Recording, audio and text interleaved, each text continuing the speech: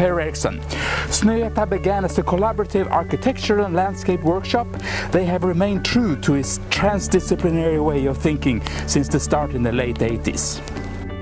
So here we are at Snøhetta office, down by the Oslo fjord, I guess, in the middle of Oslo, and we're here to talk with Jenny. If you were to give some background about Snøhetta and the sort of the DNA within Snøhetta. It all started back in late 80s. It was really kids right out of school, and it was architects and landscape architects together that started a firm. And from the beginning it was very national thought, and they worked a lot with competitions. And of course the real start was when we were winning the competition of the library in Alexandria in Egypt. It was an UNESCO competition, an open competition, which was really the start of the firm. And I would say the core of what Snøhetta have been doing the whole time is really to see how built structure meets the context, the landscape, the site.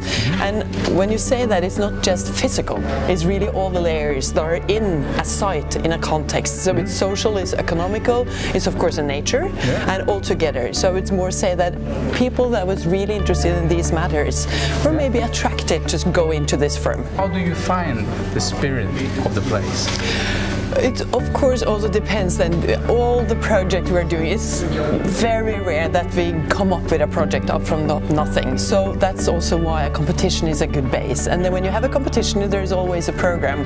What is it actually going to be? Because most of our projects are of course about building something new.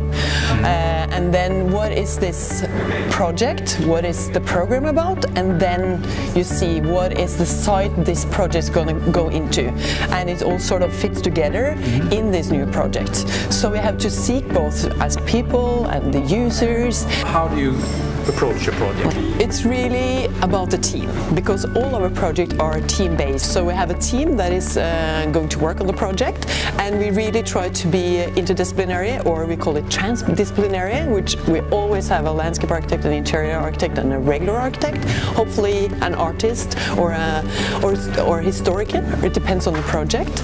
And then we started to sketch out what it can be. And of course we spend a lot of time talking before we actually do any sketching, and we really like to work with a concept and a narrative. What is this new place going to be? What is the space? What is the context? And how can we explain the project in a way that it's easy to understand?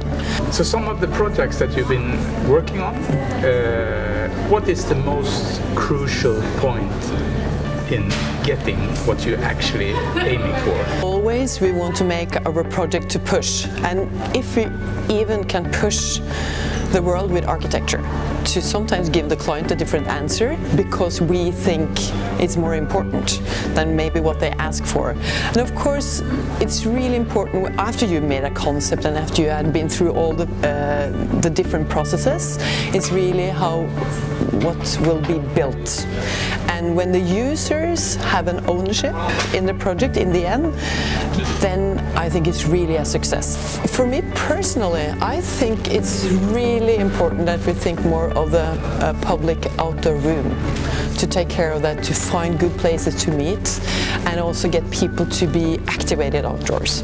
And movement, the flow of people is really important. We need to be responsible to take care of what's actually going to stand after us. Most of them are going to be there for ages and for generations.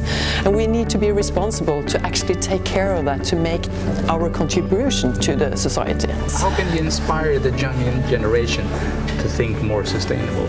Maybe the most important is that they believe in themselves, that they can contribute, and if they have a good idea, they need to test it out. Don't work alone. I really believe in teamwork, which means both the client, the users, and the team working together, engineers, everybody, because it's so hard to do things by your own, and it's much more fun to work together. We need to work much more with what we already have. We can't just keep on building new things. We have to rethink with the reuse of all the places we have. And we also have to think in long term, not that, okay, it's just going to last for 10 years so we can knock it down. We have to be more responsible.